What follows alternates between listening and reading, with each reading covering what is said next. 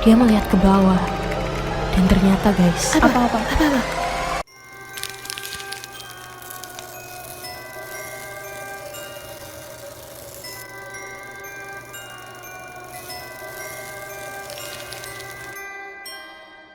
Hai, balik lagi di Gibah Horor. Loh Vi, kamu sakit? Iya nih kebanyakan makan coklat. Sorry. Aduh telat, sorry ya. Kamu bisa di mana sih? Gue habis dari daerah Kebon Jeruk. Gila, macet parah. Nah, pas banget nih.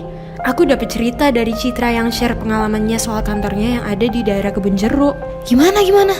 Jadi gini ceritanya.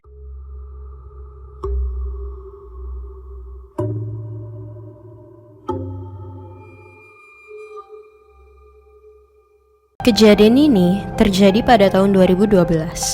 Saat itu, Citra masih anak baru di salah satu perusahaan swasta di daerah Kebun Jeruk, Jakarta Barat.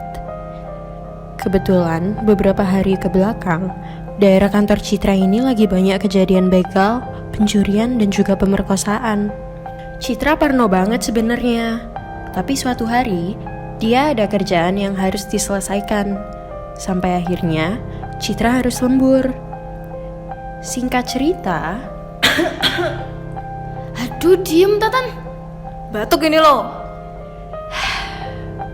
Singkat cerita, jam udah menunjukkan pukul 11 malam. Saat itu, Citra benar-benar sendirian di kantor. Dia merasa ngantuk dan akhirnya pergi untuk ke pantry bikin kopi. Selagi Citra bikin kopi, Citra merhatiin suatu ruangan yang emang bikin dia penasaran dari awal kerja. Karena selama kerja, Citra sering banget lihat Pak Mus bolak-balik masuk ruangan itu. BTW, Pak Mus itu OB senior di kantor Citra. Citra nggak pernah tahu apa yang Pak Mus lakuin di ruangan itu. Dan emang nggak ada yang boleh masuk kecuali Pak Mus. Tapi entah kenapa, hari itu ruangannya terlihat menarik banget bagi Citra. Langsung deh Citra masuk ke ruangan itu. Ruangan itu dipenuhi kardus-kardus bekas yang kosong, dokumen-dokumen yang gak kepake, alat-alat rusak, dan kelihatan gelap juga. Satu-satunya pencahayaan yang ada hanya berasal dari lampu kecil yang redup di balik kardus-kardus di ruangan ini. Citra hampiri lampu itu dan terlihat sebuah tudung saji. Tudung saji. Mau makan? Paling itu tempatnya Pak Mus makan. Dia nggak punya temen makan sendiri. Blon banget sih. Tolol banget. Tiba-tiba terdengar suara orang memasuki ruangan tersebut dan dia pun tersadar kalau ada Pak Mus yang berdiri di balik pintu ruangan itu. Ekspresinya Pak Mus waktu itu bener-bener serem banget. Dia cuman bisa natap Citra dingin, gak ngomong apa-apa. Citra kaget dan gak sengaja nendang tudung saji tersebut. Citra lebih kaget lagi.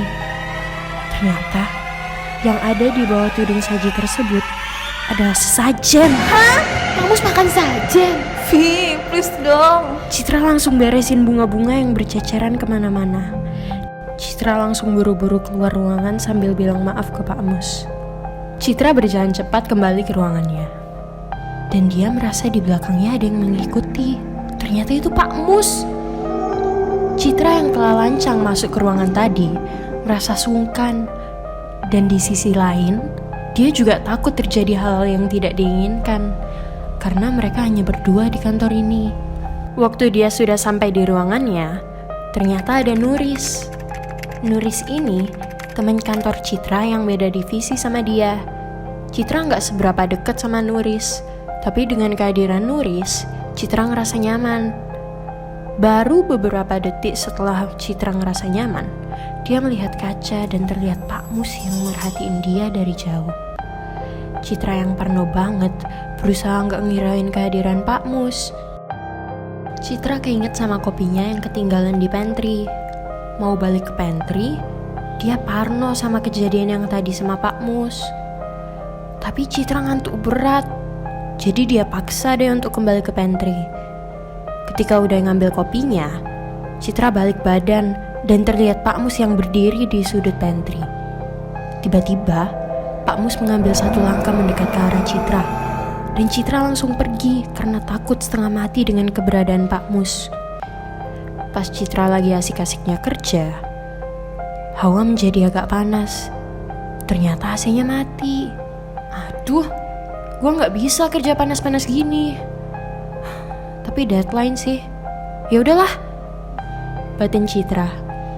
Gak lama dari itu, ada lagi yang ngehambat Citra. Laptopnya mati gara-gara lowbat. Citra otomatis charge laptopnya. Tapi beberapa menit setelah itu, tiba-tiba laptopnya mati lagi. Pas dicek, chargernya udah lepas. Waktu dia menunduk untuk memasang chargernya, dia melihat ke bawah. Dan ternyata guys, Apa? kaki Nuris nggak ada. Kakinya kemana? Citra makin deg-degan karena masih ada suara ketikan di meja depannya. Saat Citra kembali ke posisinya, terlihat muka seorang wanita yang tidak dia kenali dengan senyuman yang sangat menakutin menatap lurus ke mata Citra. Did you get the goosebumps? Terus nasib Citra gimana? Habis ngelihat hantu itu, Citra langsung lari pulang. Malam itu dia nggak bisa tidur sama sekali. Besoknya, Pak Mus nyamperin Citra dan minta maaf ke Citra karena udah bikin Citra nggak nyaman. Benernya Pak Mus ini nggak ada niatan jelek ke Citra, tapi beliau malah mau ngasih tahu Citra kalau dia lagi dalam bahaya. Apa? Dia dikejar sama sosok namanya Diana. Diana siapa? Diana itu dulunya pernah kerja di kantornya Citra, tapi meninggal pas di kantor Citra. Oh my gosh. Pantesan. Iya, habis itu gara-gara Citra buka tudung saji kemarin, dia akhirnya dihantuin sama si Diana ini.